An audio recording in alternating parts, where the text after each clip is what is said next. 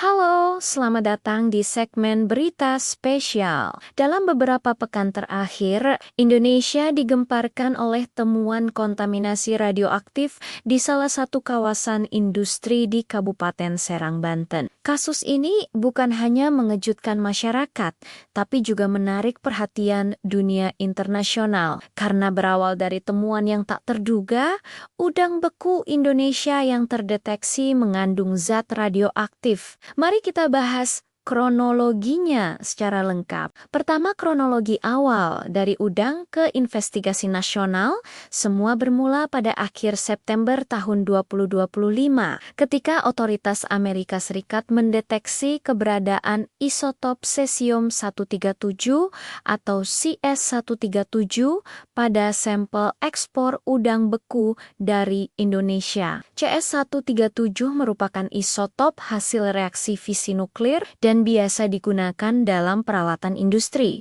seperti alat ukur ketebalan logam atau detektor radiasi. Namun, zat ini sangat berbahaya bila tersebar di lingkungan terbuka. Begitu hasil deteksi diumumkan, pemerintah Indonesia melalui Bapeten Badan Pengawas Tenaga Nuklir dan BRIN, Badan Riset dan Inovasi Nasional segera menelusuri sumber kemungkinan kebocoran. Tim gabungan menelusuri jejak pasokan bahan logam dan area produksi di sekitar tempat ekspor dilakukan, dan hasilnya mengarah ke satu kawasan, Modern Sekondi Industrial Estate, sebuah area industri besar di Serang, Banten. Kedua, penemuan mengejutkan.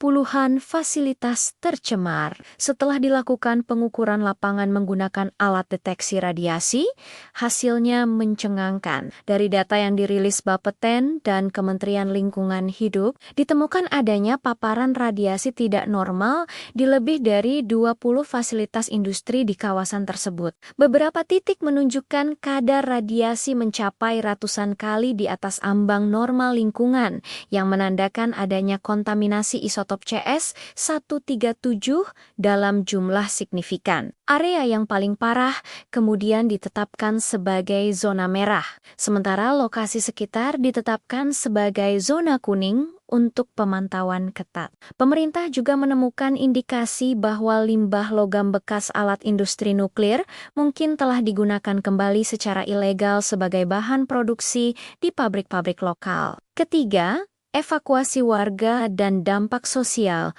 tak butuh waktu lama. Pemerintah daerah bersama BNPB dan aparat kepolisian mengevakuasi sekitar 90 warga yang tinggal di sekitar zona merah.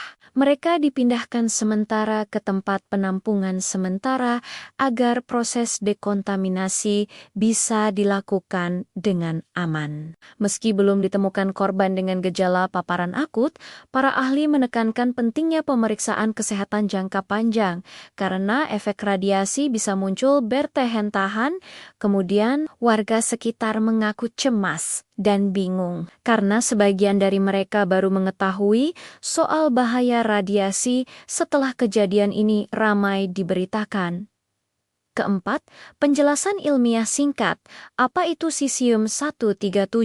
Cesium-137 adalah hasil sampingan dari reaksi fisi nuklir. Biasanya berasal dari limbah reaktor atau peralatan industri berbasis isotop. Zat ini memancarkan radiasi gamma dan memiliki waktu paruh sekitar 30 tahun. Artinya butuh puluhan tahun hingga efeknya benar-benar hilang dari lingkungan. Bila terherap, tertelan, atau terserap melalui kulit, CS-137 bisa menumpuk di jaringan tubuh dan berpotensi memicu kanker, terutama kanker tiroid dan leukemia. Namun, paparan ringan dalam jangka pendek biasanya tidak langsung menyebabkan efek fatal, tergantung intensitas dan lama paparan. Kelima, penanganan dan dekontaminasi menyadari tingkat bahaya yang tinggi. Pemerintah pemerintah segera melakukan prosedur dekontaminasi besar-besaran. Petugas BRIN, Bapeten, dan Kementerian Lingkungan Hidup menutup seluruh akses ke zona merah, membersihkan tanah, mengangkut limbah terkontaminasi, dan melakukan pengujian ulang udara serta air tanah. Dalam tahap pertama, tanah lapisan atas di titik paling terkontaminasi dikupas dan dimasukkan ke wadah timbal khusus untuk dibawa ke fasilitas penyimpanan radiasi. Selain itu, semua pabrik di kawasan industri Cikande diwajibkan menghentikan operasional sementara sampai hasil investigasi selesai. Keenam, koordinasi internasional. Karena kasus ini menyangkut bahan radioaktif lintas negara, Indonesia juga berkoordinasi dengan IAEA, Badan Energi Atom Internasional, dan pemerintah Amerika Serikat. Laporan awal dari IAEA menyebutkan bahwa Indonesia sudah melakukan langkah cepat dan transparan dalam menangani insiden ini. Pemerintah juga membuka komunikasi dengan pihak WHO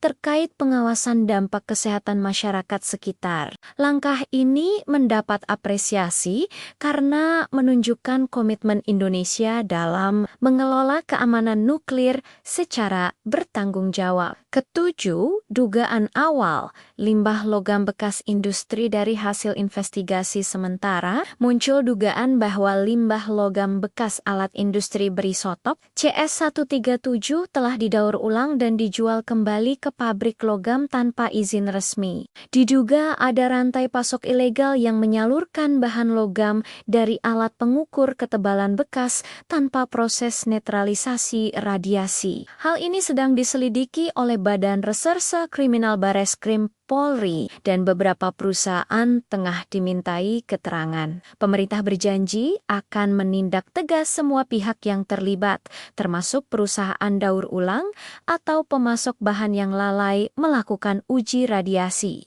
Kedelapan, tanggapan masyarakat dan para ahli. Masyarakat menilai kasus ini sebagai alarm keras bagi sistem pengawasan industri di Indonesia. Dosen IPB University, Dr. Fitri Amalia, menjelaskan bahwa kelompok paling rentan terhadap paparan radiasi adalah anak-anak dan ibu hamil, karena jaringan tubuh mereka masih berkembang cepat. Ia menegaskan pentingnya screening medis jangka panjang bagi seluruh warga sekitar Cikande. Di sisi lain, para pengamat industri meminta pemerintah memperketat impor logam bekas dan alat ukur industri agar limbah berisotop tidak masuk kembali ke jalur produksi. Kesembilan, langkah pemulihan dan edukasi publik saat ini. Pemerintah terus melakukan pengawasan radiasi di seluruh area sekitar Cikande, sekaligus memberikan edukasi kepada masyarakat tentang cara mengenali simbol radiasi dan prosedur keselamatan dasar. Sekolah-sekolah di sekitar area juga mulai mengadakan sesi sosialisasi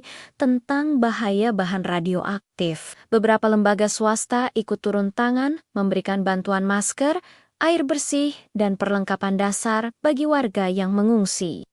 Penutup kasus ini memang menghebohkan, tapi sekaligus menjadi pelajaran penting bagi Indonesia bahwa pengelolaan limbah industri dan kontrol bahan radioaktif tidak bisa dianggap sepele. Butuh kolaborasi kuat antara pemerintah, industri, dan masyarakat untuk memastikan keselamatan bersama. Meski proses dekontaminasi masih berlangsung, sejauh ini para ahli optimistis bahwa area Cikande bisa kembali aman dalam waktu beberapa bulan ke depan. Untuk sementara, masyarakat diimbau tetap tenang, tidak menyebarkan informasi yang belum terverifikasi, dan mengikuti arahan dari otoritas resmi. Dari Jakarta, saya Nama Narator melaporkan untuk Anda. Terima kasih sudah menonton.